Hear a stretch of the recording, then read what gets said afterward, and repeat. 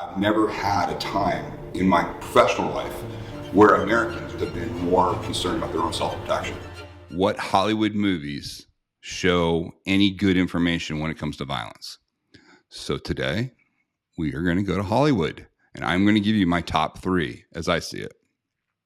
So first, yes, we are going where celebrities denounce guns and violence and make millions glorifying it. I've had the pleasure to deal with some of these actors, and it's amazing how hypocritical they are, how they make their money. It's just amazing. But that said, Hollywood has produced a couple of videos, movies that I think are worth taking a look at. And there's 3 of them. 2 of them have the same actor in them. He's one of my favorite actors too. He's a great actor. It's Viggo Mortensen. And the 2 movies are History of Violence and Eastern Promises. Now, listen, I'm not going to be like a lot of these other shows where they show clips of the movie and they talk about what's going on. Listen, both of these, History of Violence, I think, was a graphic novel that was adapted to a movie. And Eastern Promises both show lots of straightforward use of the tool of violence. They don't glorify it. They just coldly show what it is. The people involved in the violence have one job only. They're trying to end the other person. And the targeting in History of Violence and in Eastern Promises is pretty good. It's worth watching, meaning it's gut-wrenching to watch this type of violence at time, which is exactly what real violence should look like.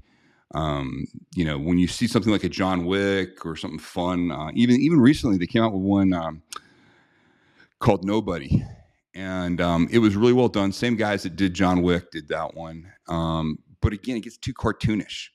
Nobody can take that kind of trauma. These guys, pile upon each other and come out. It's just not believable. And what's so stark about these 2 movies is you get to see exactly what the results are when you're on, destroying something of the human body and the kind of result you get. It's not one of these, everlasting kung fu battles or anything. So if you haven't seen either of these movies, I'd highly recommend them. Again, History of Violence they're both organized crime. History of Violence is about a crime family. I believe it's in the Philadelphia area. And the brother has left the family and then gets dragged back in. The Eastern Promises it's a deep cover operative that's going into the Russian mob and how they make inroads into it in London. Really well done. Both of them really well done. So I'd highly recommend that. Now, my favorite, I won't say I really like both of these, but the one recently that got me, a friend turned me on to, was this one by the guy who was he played Jaime in Game of Thrones. Nicole, I always screw his name up. I'm not going to even try to pronounce it. I won't pronounce it correctly. It's a Nordic name. But he was recently in a movie called Shot Caller. And I think it went straight to video when I was there. And not because it's a bad movie, because it's anything but. It's a rough ride for most people. For me, it was fascinating, especially with the time I've been, studying corrections. It really accurately kind of shows mindset. Preparation, study, how these prison gangs run organizations. The story itself is a little tenuous. It's about a regular guy that gets dragged in, gets put in a prison that he normally wouldn't get put in. He was being made an example of because he drove drunk and one of his friends died, but he was like a stockbroker. And then his transformation when he realizes he has to protect his family. And he becomes theoretically a leader of a Aryan Brotherhood type gang. But what's really interesting is the interaction, the communication, the use of violence, the use of strategic planning, and how this guy goes about his business. He's very, very methodical. And he quickly realizes that when he's within the prison system, he has very few choices to make. And he decides to go down the road of becoming a shot caller to ultimately protect his family on the outside.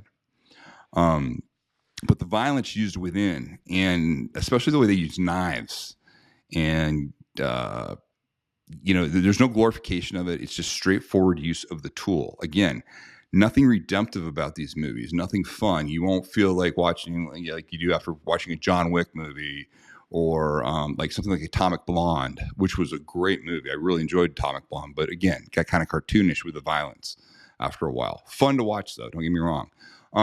People have mentioned things like No Country for Old Men.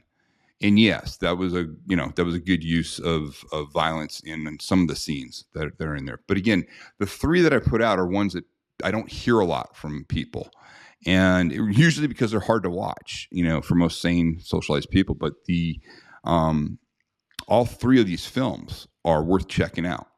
They're especially with what you heard on this channel. If you've been following me for any time, these types of films actually kind of show you, replicate what injury to the human body, looks like, and what the results should look like if you're successful.